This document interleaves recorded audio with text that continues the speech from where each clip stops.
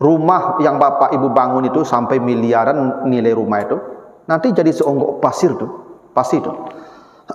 Mati bapak ibu nanti, anak-anak cucu kita, itu rumah tuh akan dibongkarnya tuh. Suka tidak suka pasti dibongkarnya tuh pak. Pada waktunya akan dibongkarnya dan akan menjadi seonggok pasir. Setelah kemenangan dapat, misi selesai, Islam sudah jaya, agama sudah sempurna, kata Allah, engkau akan segera meninggalkan panggung dunia ya. Lalu wastaghfir, perbanyak istighfar. Tidak menyenangkan, itu semua jalan kita jadi pemenang. Nah, makanya bapak ibu, tidak selalu ya orang saleh hidupnya ditenangkan Allah, dibahagiakan Allah di dunia, tidak selalu pak. Bisa jadi orang-orang saleh hidupnya dipayahkan Allah, karena Allah ingin menjadikan dia sebagai juara, pemenang ketika meninggalkan ya permainan dunia. Surat Al-Hadid ayat yang ke-20 sampai ayat yang ke-22, bahwa dunia itu adalah permainan. Setelah permainan usai, pilihan kita dua, jadi yang kalah atau jadi yang menang. Kalau ingin jadi pemenang, segeralah mendapat ampunan Allah. Andai ampunan jarang kita dapatkan, tidak kita dapatkan lewat ibadah dan ketaatan, masih ada jalan ampunan kedua lewat pintu musibah dan ujian dari Allah. Itu pintu kita mendapatkan maghfirah dari Allah.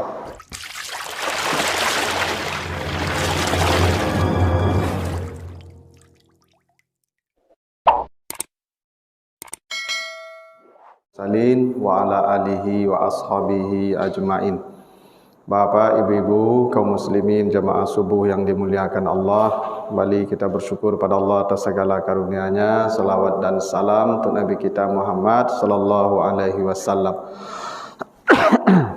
Bapak ibu yang saya muliakan, pagi ini kita akan bahas surat Al-Hadid, surat yang ke-57 ayat 20 sampai ayat 23.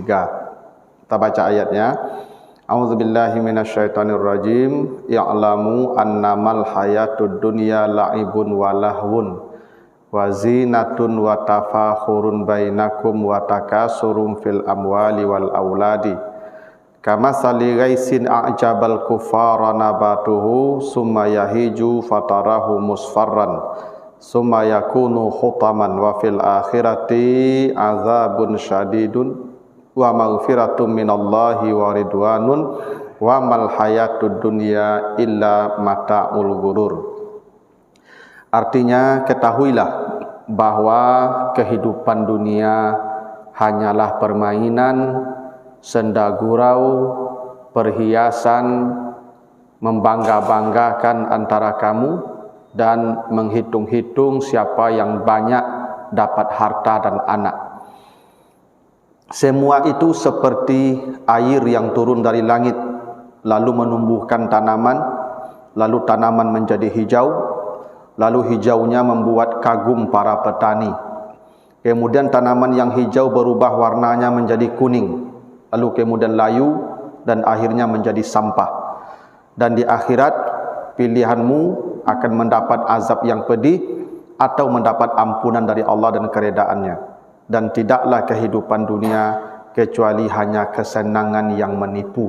Nah, itu artinya surat Al-Hadid ayat 20. Jadi kata Allah, ketahuilah bahwa sesungguhnya kehidupan dunia hanyalah permainan, senda gurau, perhiasan, kebanggaan, dan memperbanyak harta dan anak-anak. Kata Allah, itu kehidupan dunia. Jadi ini Bapak Ibu, Allah mengumpamakan kehidupan dunia ini ya dengan segala kemegahannya seperti air yang turun dari langit. Tanah ini tandus, tidak ada tanaman, tanah kosong. Lalu kemudian tumbuh tanaman, tanaman kemudian semakin hijau, kemudian di puncak hijau orang kagum dengan hijaunya, orang terpana melihat indahnya. Lalu kemudian tanaman yang hijau yang terpana tadi orang memandangnya berubah warnanya jadi kuning. Setelah kuning dia layu dan mati dan jadi sampah. Itulah perumpamaan kehidupan dunia. Apa maknanya tuh Bapak Ibu? Kehidupan dunia ini semuanya akan berakhir menjadi sampah. Itu prinsipnya. Semua kehidupan dunia akan bermuara menjadi sampah. Jadi kata Allah begini. Jadi menariknya Bapak Ibu ya, Allah mengumpamakan kehidupan dunia ini dengan 5 fase. Ada laibun, ada lahun, ada zinatun, ada tafakhurun, ada takasurun. Nah, ini 5 fase kehidupan dunia ini. Laibun, ya, lahun, tafakhurun, zinatun, tafakhurun, dan takasurun. Laibun itu fase main-main. Nah, jadi ada masanya di dunia ini kita melewati fase main-main. Itulah usia 0 sampai 10 tahun. Jadi dari 0-10 tahun kita laibun, main-main saja. Tidak ada yang dipikirkan. Kita happy-happy di dunia ini. Ya, makanya anak-anak yang usia 0 sampai 10 tahun itu tidak ada beban Bapak ya. Karena memang hidup mereka tuh laibun Pak, main-main saja. Ah, itu makanya dulu Pak, awak masuk SD umur berapa Pak? Umur 7 ya. Nah, sampai kelas 3 SD tidak ada belajar itu Pak. Sekolah dulu dari jam 7, dari jam 8 sampai jam 10 hanya. Itu Pak. Mata pelajaran 3 saja. Membaca, menulis, berhitung. Nah, ada itu. Halus, kasar itu ya. Kalau membacanya ini Budi, ini Ibu Budi, ini Bapak Budi gitu ya. Nah, kalau berhitung gitu loh Pak.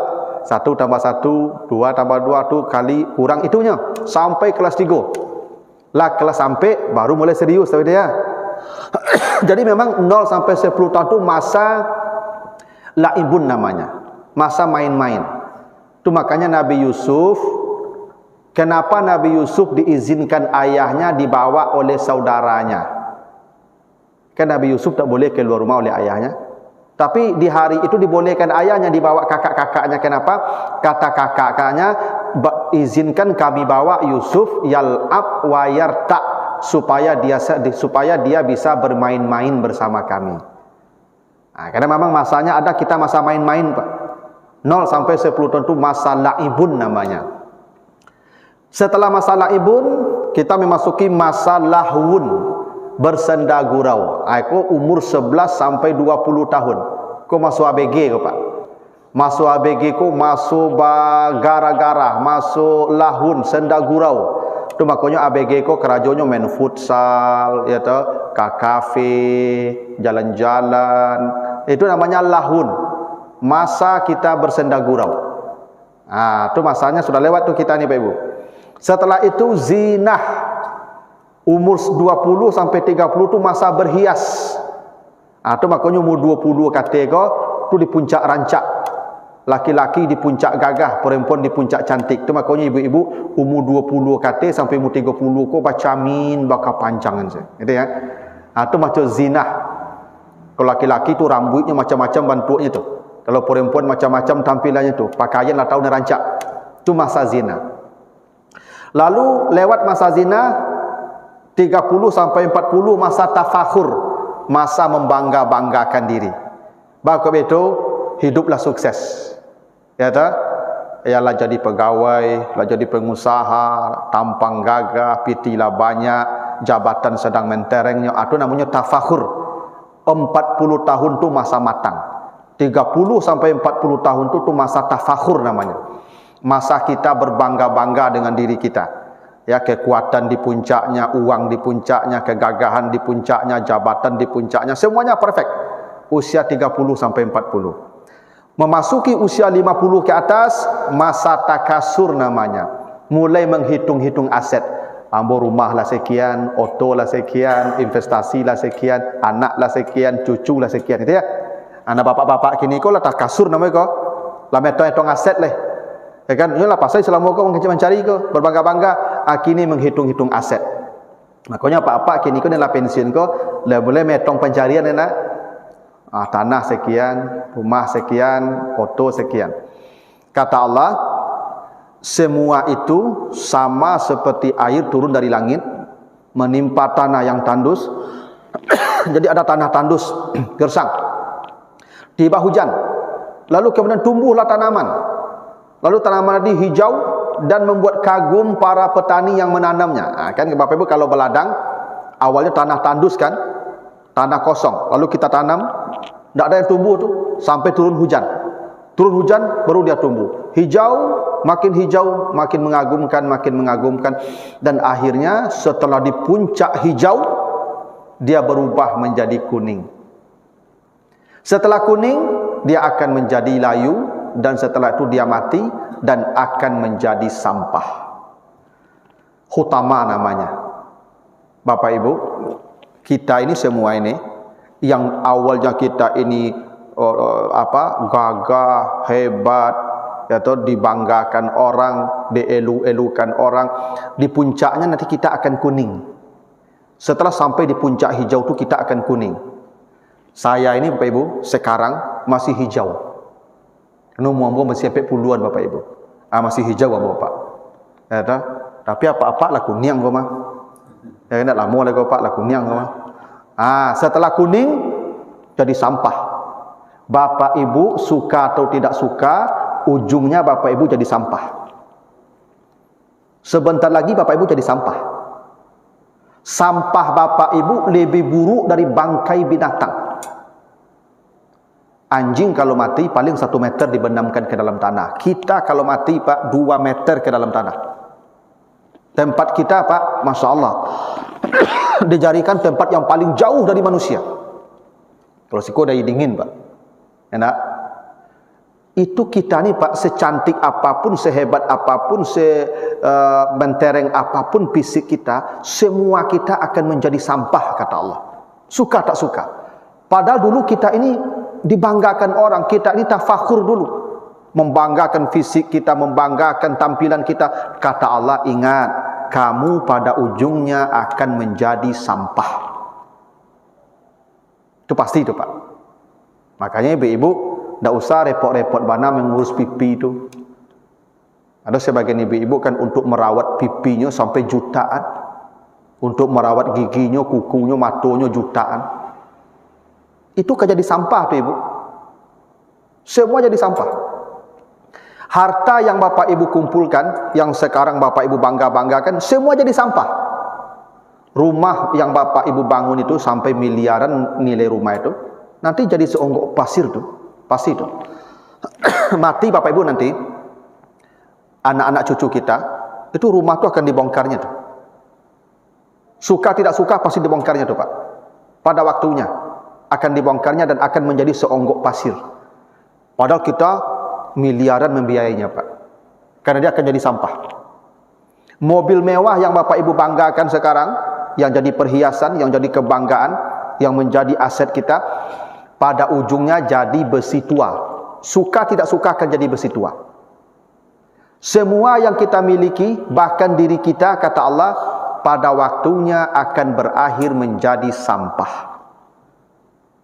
Maka kata Allah, setelah kamu jadi sampah, setelah harta yang kamu banggakan jadi sampah, pilihanmu hanya 2. Kamu ke akhirat mendapat azab, atau ke akhirat mendapat ampunan dan reda Allah.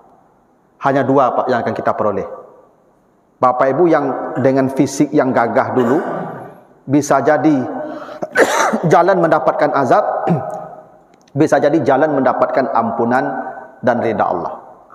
Harta yang Bapak Ibu sekarang miliki, boleh jadi akan menjadi jalan menjadi azab, atau menjadi jalan mendapat ampunan dan reda Allah. Maka Bapak Ibu tergantung. Bapak Ibu mau menjadikan harta yang sekarang dibanggakan menjadi jalan kita dapat azab, atau menjalan kita dapat ampunan atau ridha Allah. Pilihannya tidak banyak. Makanya begini Bapak Ibu. Apa kata Allah di surah An-Nahl itu?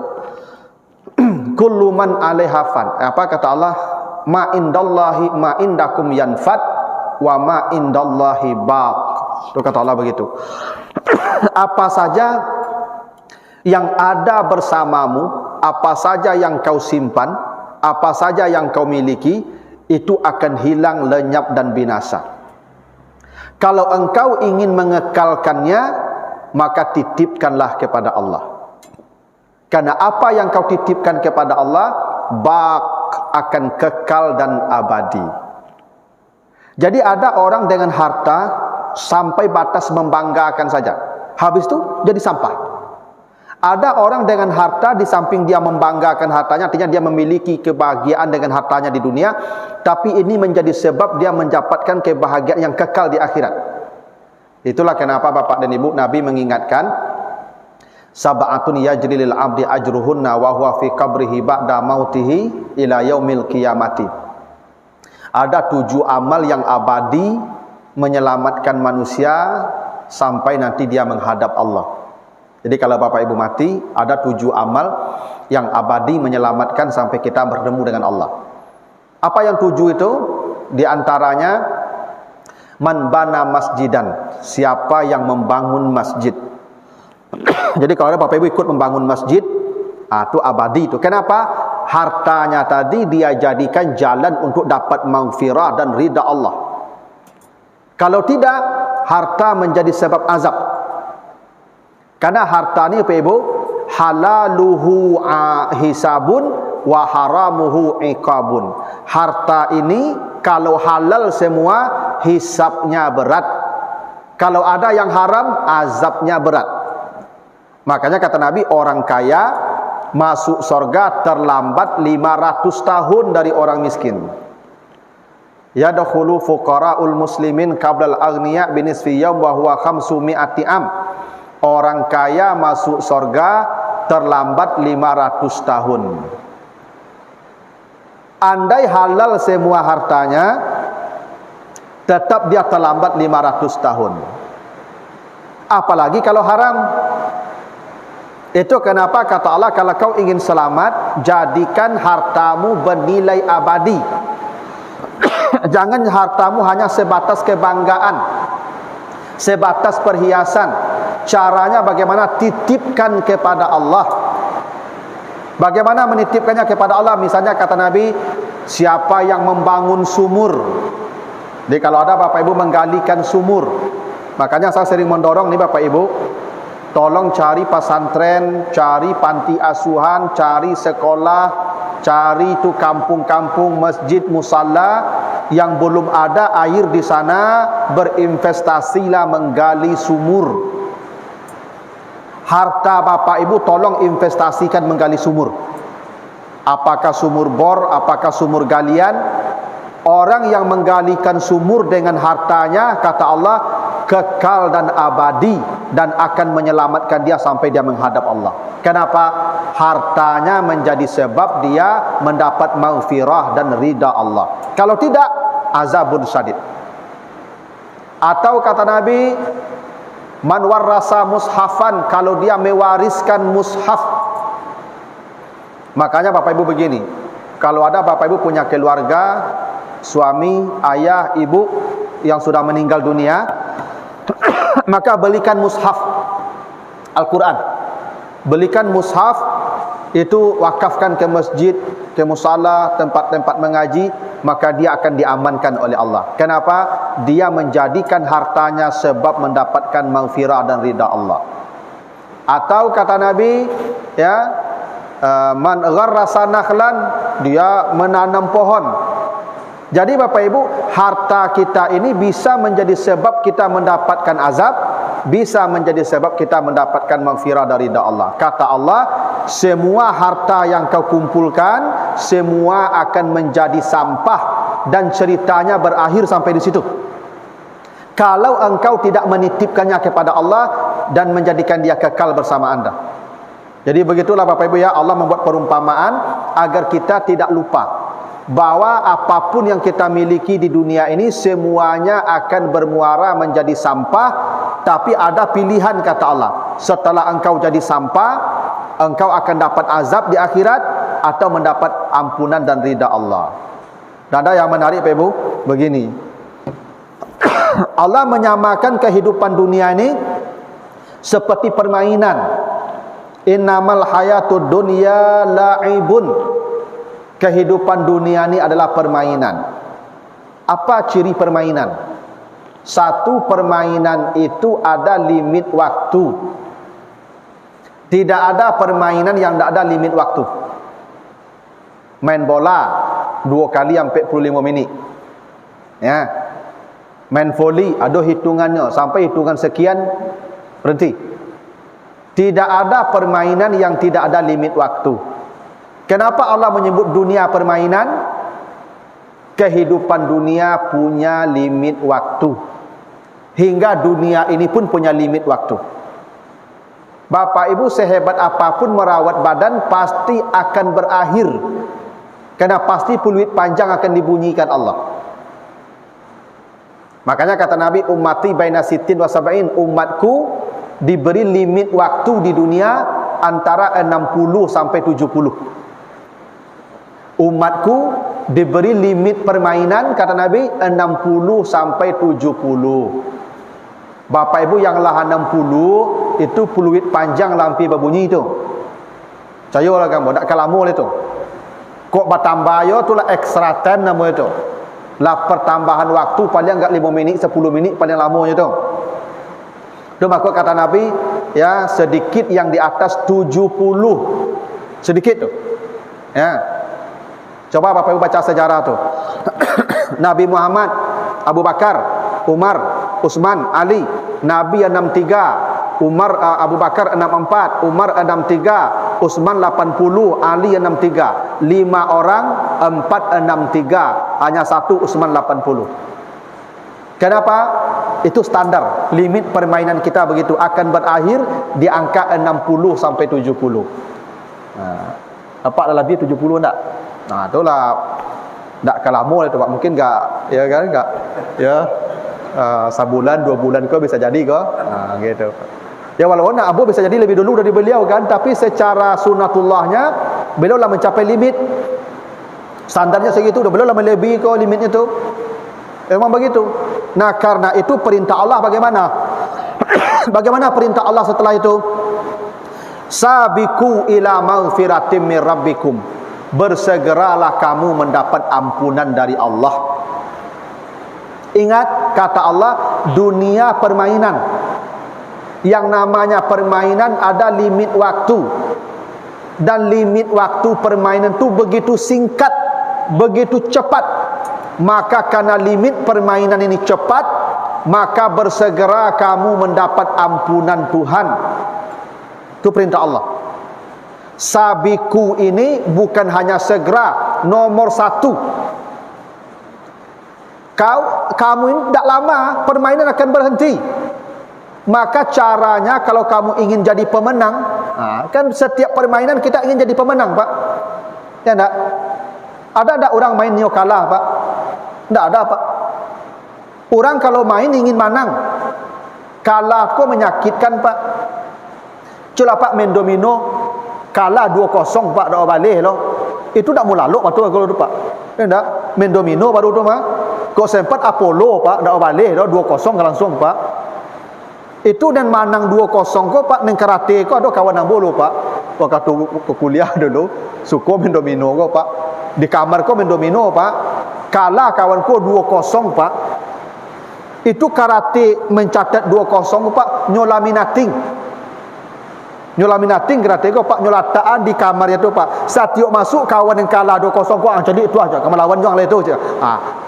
Bahagianya manang tu, Pak. Menang tu bahagia, kalah tu menyakitkan. Ingat dunia permainan. Engkau keluar dari permainan ini dua saja, jadi orang kalah atau jadi orang menang. Pilihannya engkau mau menang atau mau kalah. Kalau engkau ingin menang dan meninggalkan kehidupan dunia sebagai pemenang, maka bersegeralah mendapat ampunan sebelum permainan usai. Makanya kata Allah ketika disebutkan dunia ini adalah permainan, semua berakhir, maka kata Allah bersegeralah mendapat ampunan dari Tuhan. Sabiqu ila maghfiratim mir rabbikum, bersegera. Ini alasannya Bapak Ibu, kita ini tidak boleh menunda-nunda taubat. Iza asbahta fala tantaziril masa. Bila kau berada di pagi hari, jangan menunda taubat di sore hari. Belum tentu kau melihat matahari terbenam di sore hari. Iza amsaita fala tantaziris sabah. Bila kau berada di sore hari, jangan menunda taubat di pagi hari. Kenapa? Belum tentu kau membuka mata di pagi hari, mati. Makanya Bapak Ibu, setiap hari itu perbanyaklah minta ampun kepada Allah. Begitu matahari terbit, istighfarlah kepada Allah. Makanya ada hadis Nabi ya, siapa yang membaca di pagi hari, Allahumma anta rabbi la ilaha illa anta khalaqtani wa ana abduka wa ana ala ahdika wa wa'dika mastata'tu, Allahumma inni a'udzubika min syarri ma sana'tu, abu'u laka bi ni'matika alayya wa abu'u bi dzambi faghfirli fa innahu la yaghfiru dzunuba illa anta. Namanya Sayyidul Istighfar. Bapak Ibu kalau baca itu pagi sekali, namanya Sayyidul Istighfar. Bapak Ibu kalau baca pagi sekali, kata Nabi, mati dia menjelang sore, famin ahlil jannah, pasti masuk surga. Bila dia baca sore hari sekali, habis asar dia baca, mati dia menjelang pagi, famin ahlil jannah, pasti masuk surga. Kenapa? Dia bersegera di hari itu mendapat ampunan dari Allah. Makanya ini amal sering saya sampaikan kepada jamaah, amal yang jangan pernah Bapak Ibu tinggalkan setiap hari. Pagi hari baca sekali, sore hari baca sekali.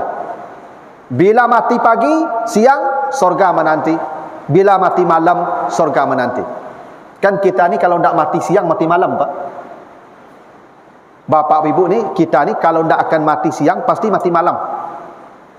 Mati siang, surga. Mati malam, surga. Asal baca pagi sekali, baca sore sekali. Itu maksud sabiku ila maghfirah, bersegeralah kamu mendapat ampunan dari Allah. Karena tanpa ampunan, pilihannya dua, azabun sadid atau maghfirah. Yang dapat azab, kalah dia. Berarti dia meninggalkan permainan sebagai pecundang. Kalau dia dapat maghfirah, ampunan, mati dia, berarti dia keluar dari permainan sebagai pemenang. Bapak Ibu, tidak perlu tahajud, tidak perlu haji umrah, tidak perlu baca Quran. Cukup Bapak Ibu istighfar, dapat ampunan Allah, cukup sebagai pemenang.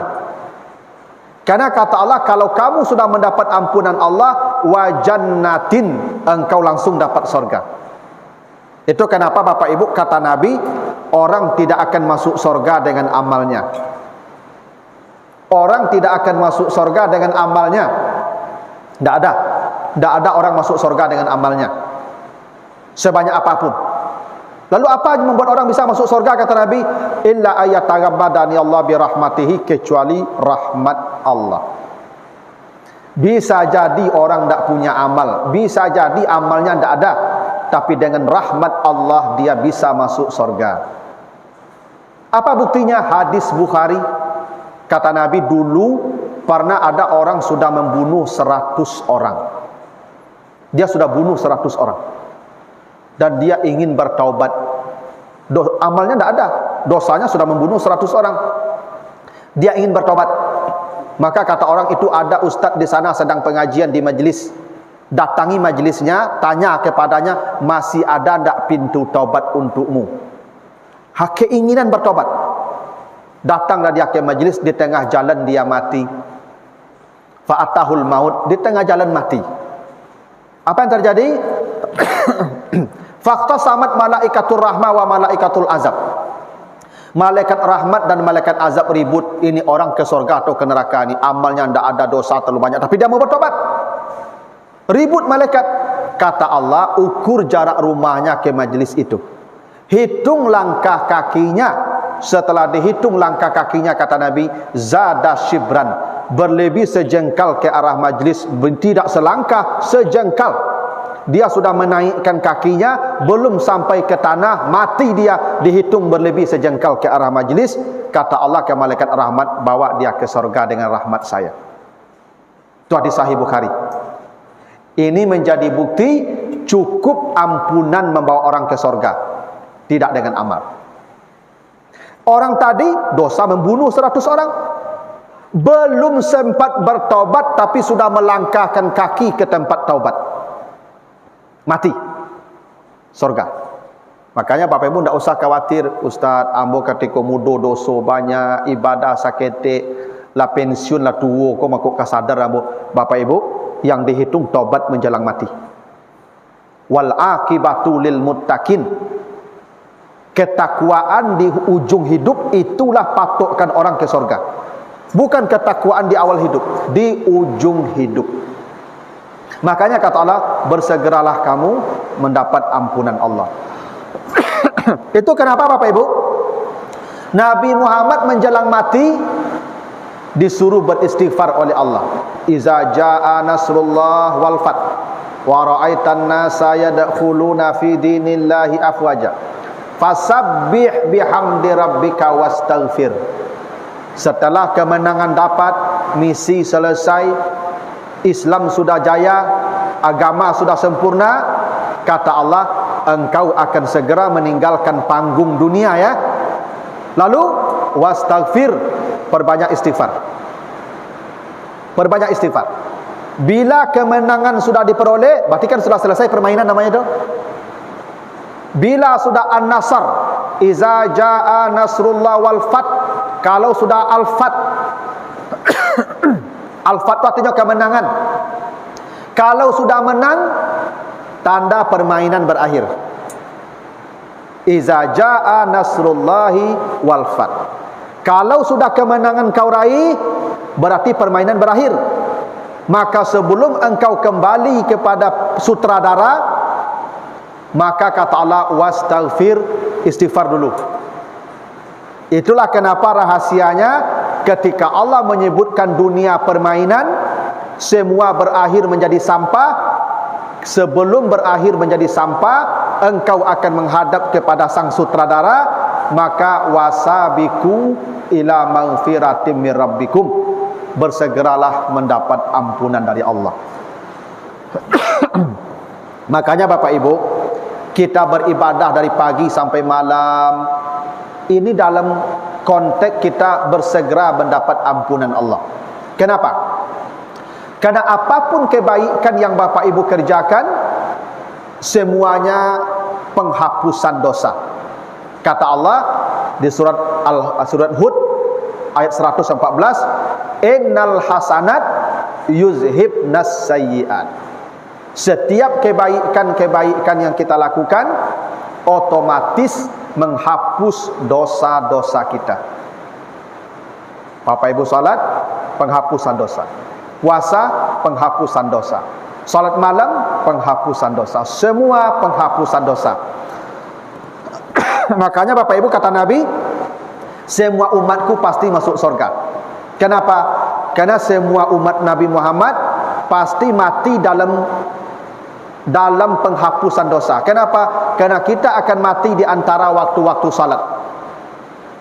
Kita ini Bapak Ibu kalau mati pasti antara zuhur dan asar, atau antara asar dan maghrib, atau antara maghrib dan isya, atau antara isya dan subuh, atau antara subuh dan zuhur. Pasti kita akan mati di antara waktu salat, dan pasti ada salat terakhir yang kita kerjakan, dan salat terakhir itulah yang menghapus dosa kita yang sebelumnya. Itu alasannya kenapa Allah suruh kita bersegera mendapat ampunan Allah. Makanya kata Allah terakhir di ayat yang ke-22, ma asaba min musibatin fil ardi wala fi anfusikum illa fi kitabin min qabli an nabra'aha inna zalika 'alallahi yasir. Tidak ada satupun musibah yang menimpamu. Jadi kalau ada musibah yang menimpamu, itu semua sudah ada ketetapannya, dan ketetapan itu tidak bisa diubah. Nah Bapak Ibu, tadi kan begini, Allah mengatakan dunia permainan, semua berakhir menjadi sampah. Setelah jadi sampah, pilihanmu dua, kau diazab atau mendapat ampunan dan ridha Allah. Nah sebelum kau keluar meninggalkan panggung dunia, bersegera mendapat ampunan Allah lewat apa? Ibadah dan istighfar. Tetapi andai ibadah dan istighfar Bapak Ibu kurang, Bapak Ibu tidak beribadah dan tidak beristighfar, mungkin kurang ibadahnya, masih bisa dapat pengampunan dosa, masih bisa menuju surga Allah, masih bisa keluar sebagai pemenang. Bagaimana caranya? kalau musibah datang menimpa kita, itu cara kita mendapat ampunan Allah. Jadi kalau Bapak Ibu sakit, dengan sakit itulah istighfar Bapak Ibu. Dengan penyakit itulah Bapak Ibu diampuni dosanya. Kata Nabi, ma min saukatin yusaku bihal abdu illa muhiyat biha khatayahu. Kalau ada orang ditusuk duri, maka sakit tusukan duri itu akan menghapus dosanya. Makanya Bapak Ibu, kalau ada orang sakit lamo, Pak, lamo sakit baru mati, los ke sorga. Kenapa? Dosanya sudah habis. Kenapa? Musibah itu Allah datangkan kepada kita, apa tujuannya? Wa ya'fu an kasir. Allah ingin menghapus dosanya. Masalah Bapak Ibu ya. Andai ibadah Bapak Ibu kurang, andai bermain di dunia ini tidak serius, maka masih bisa peluang jadi pemenang. Caranya bagaimana? Allah akan datangkan musibah bertubi-tubi kepada kita. Maka Bapak Ibu, jangan pernah Bapak Ibu merasa kesal, jengkel, berkeluh kesah kalau ada musibah yang datang. Karena cara Allah mengampuni dosa kita boleh jadi dengan ibadah kita. Kalau kurang, Allah masih sayang kepada kita, ditimpakan musibah pada kita. Makanya Bapak Ibu menjalang tua kau, menjalang mati kau, tak banyak penyakit ya. Dulu ketika muda Bapak Ibu jarang sakit kan. Lah tua kau lah banyak sakit nak. Itu sayang Allah tu, ingin menghapus dosa apa. Mungkin ibadah apa kurang, tak cukup ibadah apa sebagai jalan dapat menjadi pemenang di akhirat. Caranya ditambah kebaikan apa? Dengan mendatangkan berbagai macam cobaan seperti penyakit-penyakit. Makanya Bapak Ibu jangan salah sangka, ada orang saleh, amalnya banyak, orangnya elok, tapi mati payah. Ada orang berdosa kerajuannya, tak ada amalnya tapi matinya murah. Kenapa kok payah mati orang saleh tu Bapak Ibu? Mungkin amalnya banyak, Allah ingin dia ke sorga, tapi dia punya dosa yang harus dihapus di dunia ini. Cara penghapusannya dikasih sakit mati yang berat. Dengan sakit mati yang berat itu dosanya dihapuskan oleh Allah. Itu makanya gini, ibu kalau mati melahirkan, masuk sorga enggak? Sorga. Kenapa ibu yang mati melahirkan langsung masuk sorga, mati syahid? Karena sakit yang ibu rasakan waktu melahirkan itu menghapuskan semua dosa ibu. Makanya ibu-ibu walaupun tak mati ibu melahirkan, setiap melahirkan tu dosa ibu hilang sadonya tu. Tu maka beruntung ibu nak cuk melahirkan tu. Tak berdosanya itu Pak. Ya rugi ibu kalau dua tu. Ya dapat 10 mau balik. Ya kan? Satu ibu melahirkan dosa ibu gugur tu. Sakit melahirkan tu, lebih sakit baru tusukkan pedang tu ibu. Tu maka diganjar Allah seperti orang mati di medan perang tu. Orang yang mati di medan perang tu bukannya tusukkan pedang, tombak, ndak lebih sakit dari melahirkan. Melahirkan tu ibu sakitnya 36 kali patahan tulang. Tu makuk dosa ibu rontok sadonya. Mati ibu sorga langsung. Kenapa? Itu namanya musibah. Makanya hamil melahirkan disebut kurhun, sesuatu yang dibenci, seperti dengan perang. Kenapa? Cara Allah mengampuni dosa diberikan ujian pada fisik kita. Jadi kalau ada orang acuk sakit, banyak penyakit, itu jalan Allah, jalan dia menjadi ahli surga.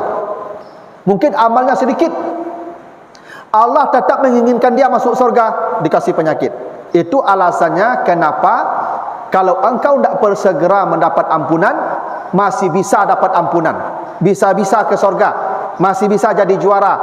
Ma asabakum min musibah, ma asaba min musibatin fil ardi wala fi anfusikum illa fi kitabim min qabli an nabra'aha. Itu karunia Allah. Jadi musibah, penyakit, hilangnya harta, hal-hal yang tidak menyenangkan, itu semua jalan kita jadi pemenang. Makanya Bapak Ibu, tidak selalu ya orang saleh hidupnya ditenangkan Allah, dibahagiakan Allah di dunia, tidak selalu Pak. Bisa jadi orang-orang saleh hidupnya dipayahkan Allah karena Allah ingin menjadikan dia sebagai juara, pemenang ketika meninggalkan ya permainan dunia ini. Nah, itulah Bapak Ibu ya, pesan dari surat Al-Hadid ayat yang ke-20 sampai ayat yang ke-22, bahwa dunia itu adalah permainan. Setelah permainan usai, pilihan kita dua, jadi yang kalah atau jadi yang menang. Kalau ingin jadi pemenang, segeralah mendapat ampunan Allah. Andai ampunan jarang kita dapatkan, tidak kita dapatkan lewat ibadah dan ketaatan, masih ada jalan ampunan kedua lewat pintu musibah dan ujian dari Allah. Itu pintu kita mendapatkan maghfirah dari Allah. Begitu Bapak Ibu?